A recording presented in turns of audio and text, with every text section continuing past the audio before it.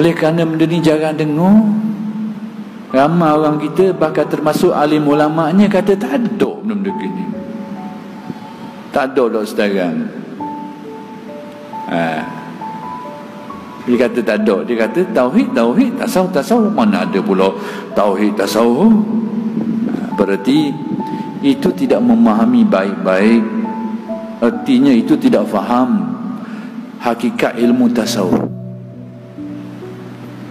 Dalam bahasa mudah, ilmu tasawuf itu dikenali sepertilah kampung halaman dikenali dengan cara tengok peta.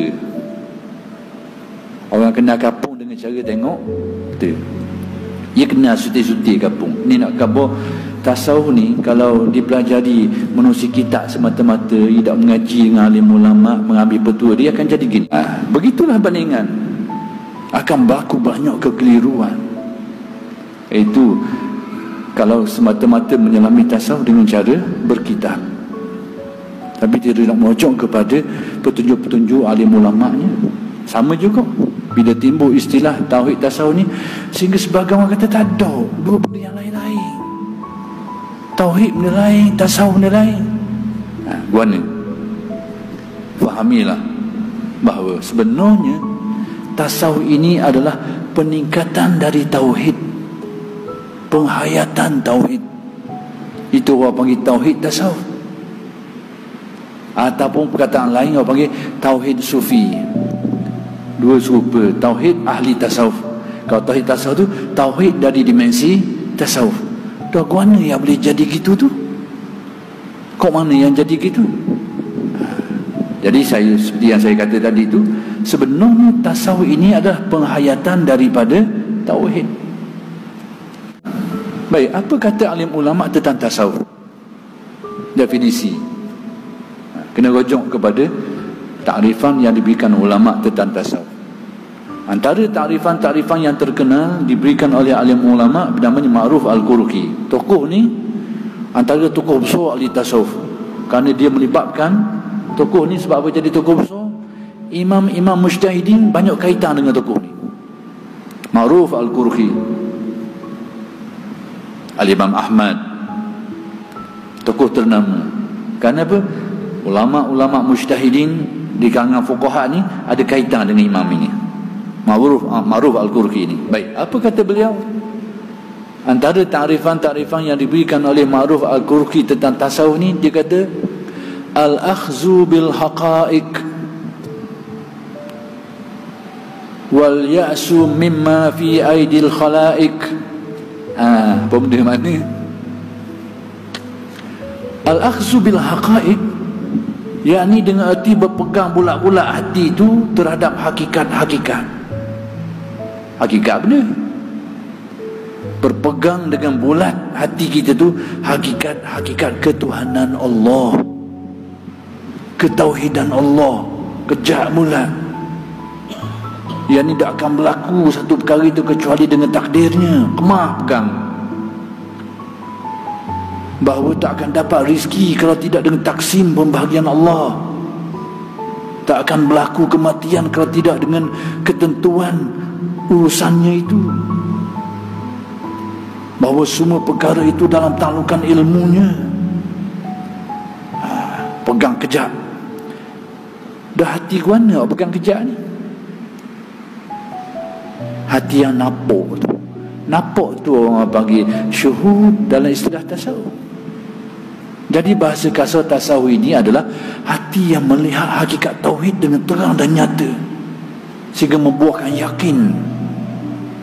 Bola hati, kinapok, hati napok. Hati napok tu orang panggil syuhud. Rasa. Hak rendah sikit napok, tapi tidak kukuh, orang panggil merasai, menjiwai, menghayati.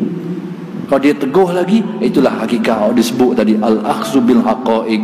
Dalam istilah ahli tasawuf, orang panggil fana. Ia dah nampak benda lain dah, hanya Allah saja dah. Orang ogeh mana pun jadi kakak. Artinya apa? Itulah tauhid sufi. Itulah sebenarnya tauhid sufi. Iaitu hasil daripada melihat hakikat tauhid. Hati itu merasai, menjiwai hakikat tauhid. Lalu kesan daripadanya apa? Baru disebut oleh Syekh ni, wal yasu mimma fi aidil khalaik, putus asa terhadap apa yang dimiliki oleh makhluk yang tidak berasa senang. Apa tidak berasa senang? Hati tu tidak lagi ada keinginan terhadap apa yang Allah Ta'ala beri ke orang lain. Dengan erti hatinya bersifat qanaah, merasa cukup dengan apa yang ada. Hati itu zuhud, sehingga apa yang orang lain ada dok seliu sikit pun. Jadi semua ini adalah kesan daripada hati yang melihat hakikat tauhid, bahawa Allah yang menentukan. Kau ada bahagianmu ada, kau tak ada, tak ada, jangan carilah. Sikap ni mari daripada pandangan tauhid. Jadi tauhid tasawuf itulah sebenarnya tasawuf.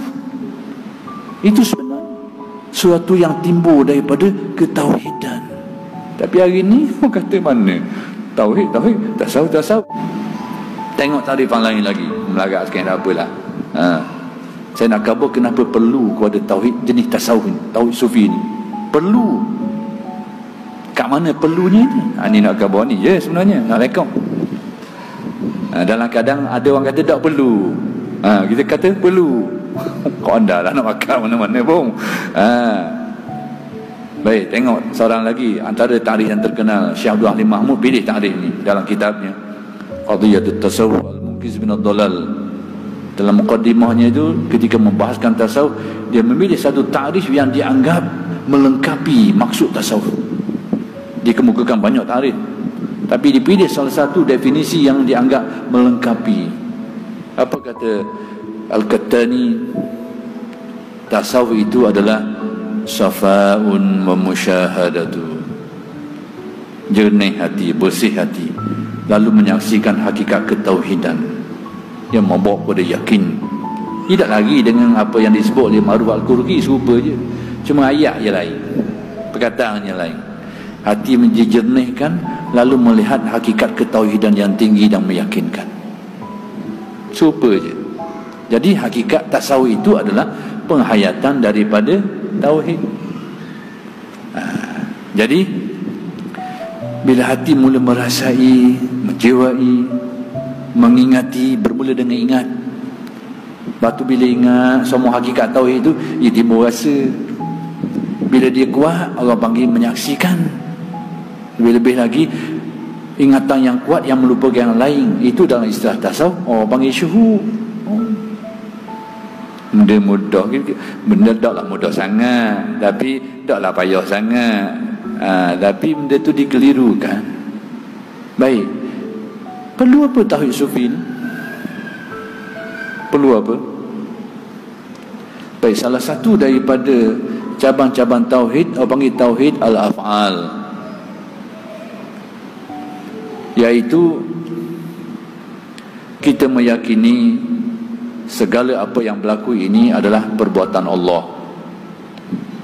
Dengan arti segala apa yang berlaku, sama ada perbuatan tu kecil ke besar ke, gerakan bulan, gerakan matahari, gerakan manusia, hakikat segala kejadian ini adalah berkait dengan kekuasaan dan kehendak Allah.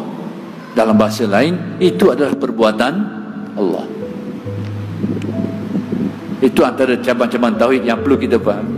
Baik, kalau kita fahami tauhid ini, dan memang menjadi kewajipan kita memahaminya, maka itu dinamakan tauhid ilmu, tasdik namanya. Tauhid ilmu dan tasdik ini faham di akal, tapi tidak terasa, tidak teringat di hati. Jadi hak tak teringat di hati itulah lubang. Jadi lubang. Lubang apa? Lubang dimasuki riya, lubang dimasuki ujub. Dimasuki riya dan dimasuki ujub.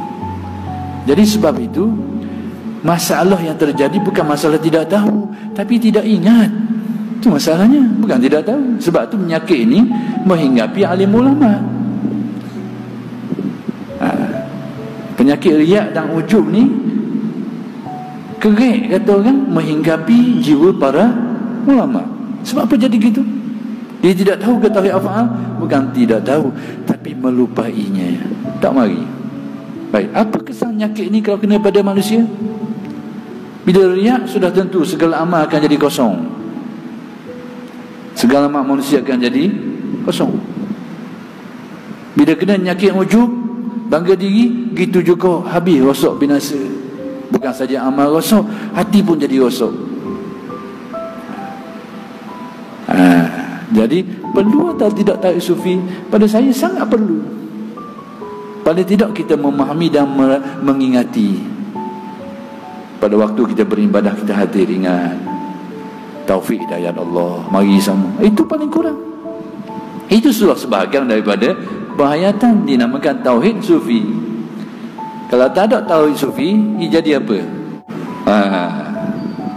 Kesannya bila tidak ada tauhid sufi, hati kita ni tertanam banyak nafsu-nafsu tersembunyi. Tertanam banyak. Akan dihinggapi banyak nafsu yang tersembunyi. Itu maksud saya tauhid sapi tu. Sebab ibarat bandingan muda, biasanya makhluk tu kerjanya makan minum je, nafsu lah. Jadi kalau kita tak ada tauhid sufi, jiwa kita seringkali dihinggapi oleh nafsu. Lalu akibatnya timbullah penuh dengan hasad dengki, penuh dengan kebencian, penuh dengan permusuhan, penuh dengan iri hati, penuh dengan pandang remeh ke orang. Itu semua adalah pengaruh-pengaruh nafsu yang menyelinap sembunyi. Tauhid sufi itu potong dia, kerak dia pada akar dia. Timbul semua itu tidak lain kecuali manusia melihat pada dirinya. Jadi kalau pada saya lah, tauhid sufi ni sangat perlu. Nak